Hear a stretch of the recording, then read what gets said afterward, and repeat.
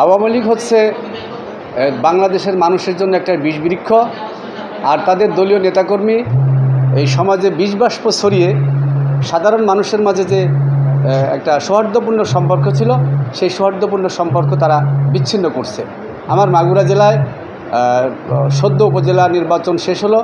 এই নির্বাচন পরবর্তী আওয়ামী লীগের যে আওয়ামী লীগের যে একটা বিষবৃক্ষ রাজনৈতিক দল, তাদের যে নেতাকর্মী তারা বিষবাষ্প ছড়াচ্ছে।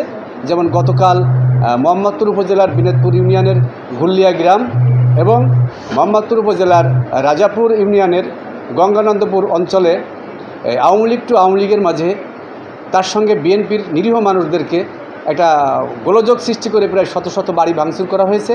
প্রায় শতাধিক মানুষ সেখানে আহত হয়েছে। এ ব্যাপারে পুলিশ নির্বাক হয়ে দর্শকের মতো তারা দেখছে। এ কারণে আমরা হতাশ হচ্ছি।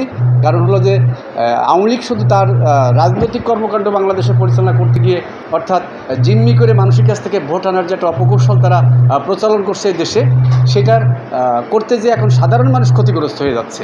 তা আমরা চাচ্ছি যে বিএনপির লোকজনদেরকে যেভাবে হরহামেশায় পুলিশ গ্রেপ্তার করে, আমি চাই যারা মোহাম্মদপুর উপজেলার বিনোদপুর ইউনিয়নে এবং রাজাপুর ইউনিয়নে বা 8টি ইউনিয়নে বা শালিখা উপজেলাতে বা সদর উপজেলাতে বা শ্রীপুর উপজেলাতে যারা সংঘাত সৃষ্টি করে, যারা মানুষ হত্যা করে, যারা খুন করে, জখম করে, তাদের বিরুদ্ধে কঠিন অ্যাকশন পুলিশ নিক, সে আহ্বান রেখে আমি আমার বক্তব্য শেষ করছি।